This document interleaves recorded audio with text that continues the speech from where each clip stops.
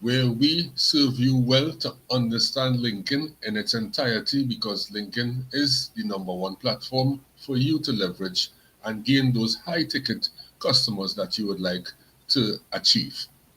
Today we have three bullet point topics. We will delve into the first one, new way to use lives. Stuart, tell us about this topic. Okay, well, lives, as we know, they're live. We're live now. We're 20 minutes So late true. because we had technicalities. We had technicalities last time, different set parts of the world, but things go wrong. That's what happens. That's live. It's real. It's authentic. It's us. Now, lives are so well regarded on LinkedIn, and you get an awful lot of exposure and traction and penetration of anything that you do because it is building a rapport up because you're talking, people can see the real you, they can hear that stutter, it's not taken out on a Mhm. in a clipping room or whatever. So it's like, but now there's something else you can do. So we do these bi-weekly, which is Mhm. great. We spend about 20 minutes just trying to help people through the jungle of LinkedIn. um, Other people do them a lot more, which Antonio's a host of lots of shows, and so it's worth clicking on his profile to see what other topics he covers.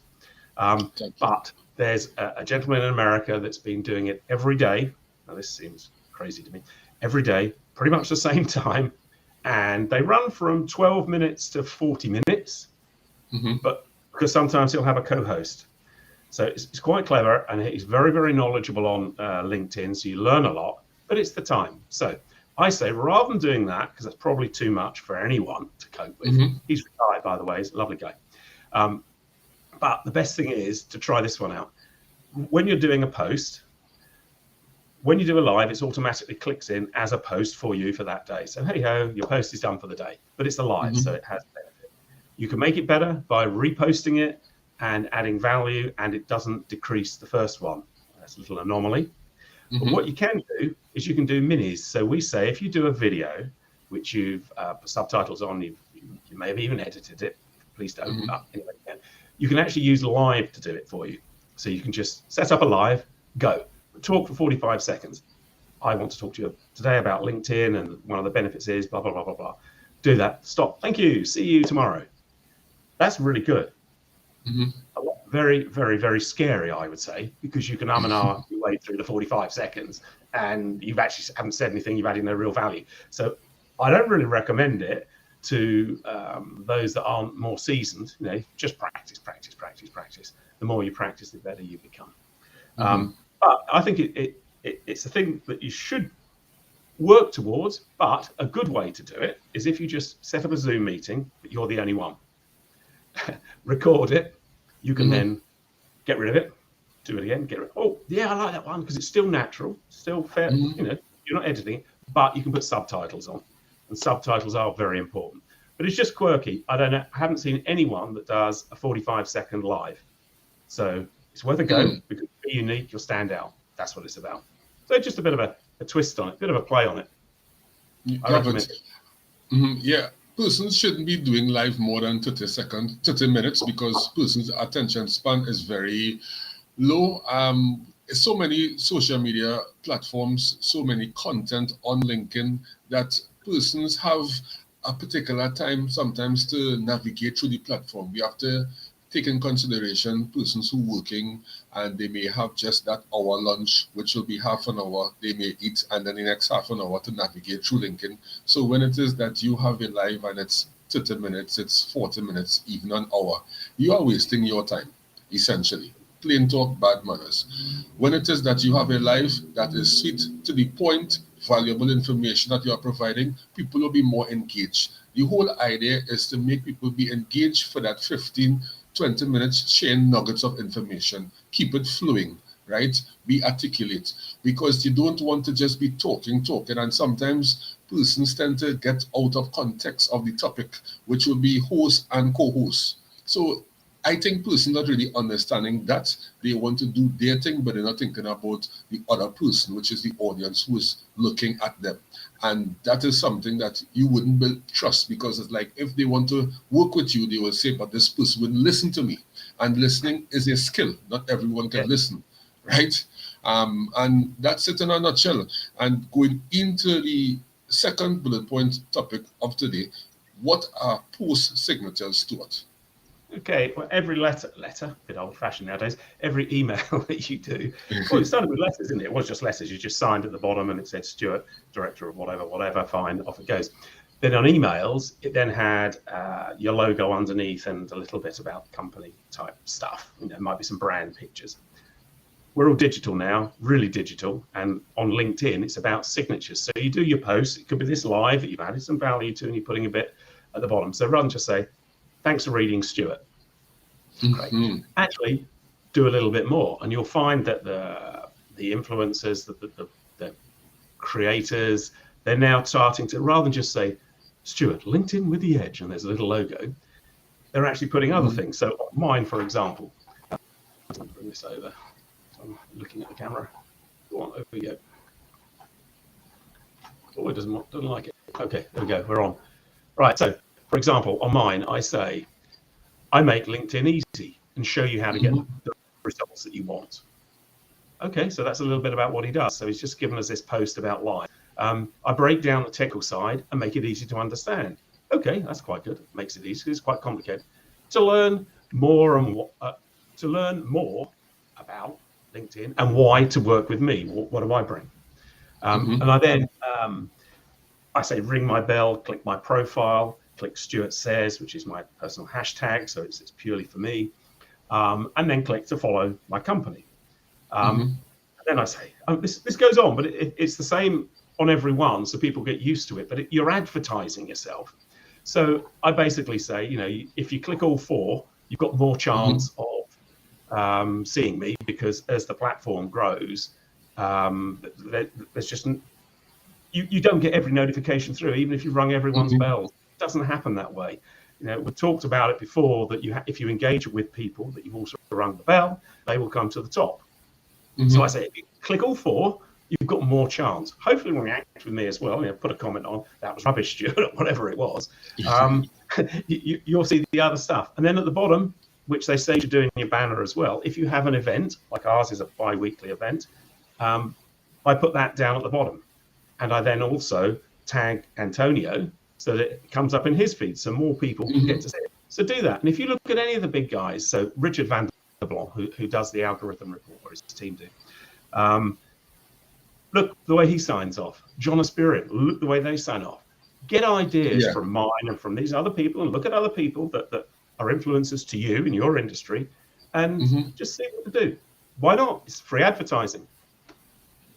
Yeah, that's so true. And I love that you said about post signatures. What I would always say too, that you could provide your own quote, where you could put at the end that is your quote and it's not someone else's quote. So you want to be unique. It has so much different things that you could incorporate. Yes, you could look at the influencers and see what they are doing and copy and paste it into your particular niche market that you are trying to reach. However, you could be creative by just watching what they're doing and incorporating new stuff. So like, for example, putting a quote, which is your quote, and putting at the end your name, which is really awesome. And persons now know that's your quote. So if it is someone, share that quote, and you building your personal brand in the interim. So a lot of ways that you could build your personal brand that is so awesome. So the idea is to be creative. If it is that you are not creative in this 21st century where everything is ever changing, then after you will be left behind. And we are seeing that happening. So don't have a closed mind, but always be open-minded to what can be the next great opportunity. Absolutely. And change these signatures around as well, because I say, I make you the obvious choice. Because I use all my experience to see where you sit within your market, what unique features you have, and highlight them. I give you the edge, the marketing edge. That was a thing they used to do with website copyright and stuff. That's what it's about. So change it. Because people, if you keep it always the same, people then don't read it. So true. So just juggle it around. I'm always changing it. So it's a good idea. Free advertising. Yeah. Awesome. Your personal brand is everything.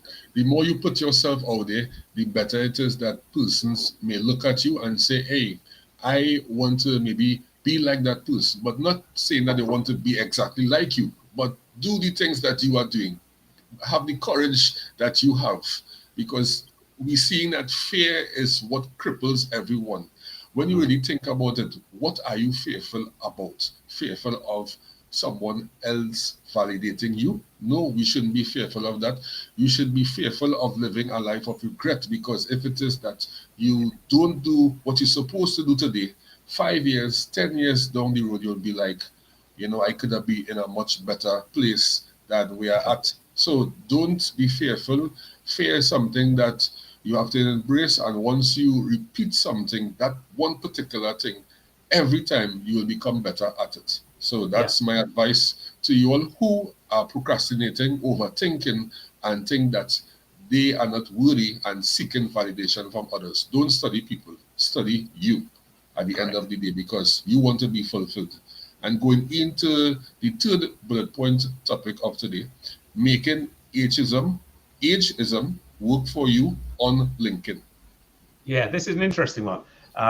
This isn't because I'm an old guy.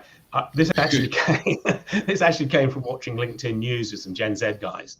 They're creators. They're really the future for everything. My golf club, but no, they're the future of social media and LinkedIn. And we want the TikToky people and the Insta people to come over here to build their business profile. So to do that, you need the young Gen Z people to come over and enjoy it, embrace it, and move forward. But they were worried because they were there was a big chat, half a dozen people that came on and off, and they were talking about, trouble is, I'm 23, I've just graduated, I've just finished my master's, I've just done this, I'm in my first job, but they're saying experience. Well, I know I can do it, but I haven't been doing it for long, and there's these other people, like Stewart or whomever, Kevin, whatever, have been doing it for 20, 30, 40 years. I can't compete with that. Well, yes, you can, because you have certificates, you achieve things during your degree. So you've got your piece of paper. Brilliant. I mean, it is amazing. But during that, you may have had an assignment that was really well rated. So you put that in your profile. And you put all these other little certificates in, but it builds you up. So you're not just, I have a degree in. You've got all these other things. So for them, they go for jobs and stuff, and it's with experience of the whatever sector.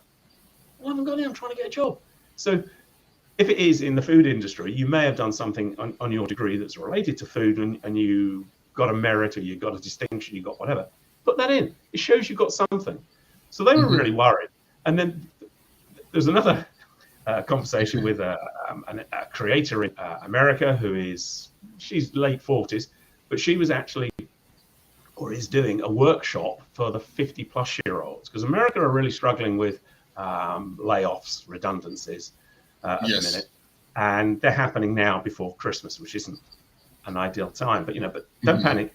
You have a lot of experience to offer to the workplace. They might be getting rid of you because they want some middle ground Antonios to come in.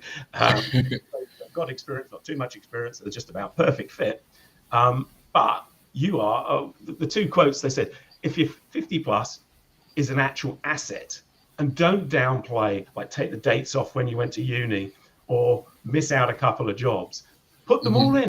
Who gives a monkeys if you're 50, 55, 75? If you can do the job and you have experience and they like you, you'll get it. One of our great guys, who's the guy that does the lives every day, a guy called John Cohen, he says, old school is new cool. There's a lot of experience. Why not? Embrace it. You don't want a bunch of old geezers. You don't want a bunch of young people. You want a blend. And that's what it's about. But it was interesting that creators that we brought over and that we were really pushing to make LinkedIn a platform that works for everyone within the business environment, they're concerned. Say, don't be. We need everything. Because some of them, my Lord, the stuff that they can do with the technology, even on LinkedIn, whoa, slow down. I'm pretty technical, but the way they do it is wow. So you need everyone. So you need everyone. Yeah. You just have to tweak your profile to show the benefits that you bring to an organization, whether you've very little experience or tons of experience. So it's just a hot topic at the minute on LinkedIn, sort of behind the scenes, if you like. So I thought I'd share it. The millennials, they are tech savvy. We understand that. the older generation, they may not be tech savvy. Yes, you need to incorporate technology in your tasks to make it much easier for you. Automated stuff can be generated. However, do not do too much automation because persons want to feel that interaction with someone, right? It sounds cliche, but people really buy from people. And some automation will penalize your reach in terms of gaining opportunities because it's like if I connect with you, Stuart, and I see a automated message coming, that will throw off someone because Yeah, I don't necessarily want to read your free ebook. I don't necessarily want to book a call with you. I may yeah, just want to say thank you for the connection or how are you going and view your content, and then from there I will decide if it is that I want to seek your services.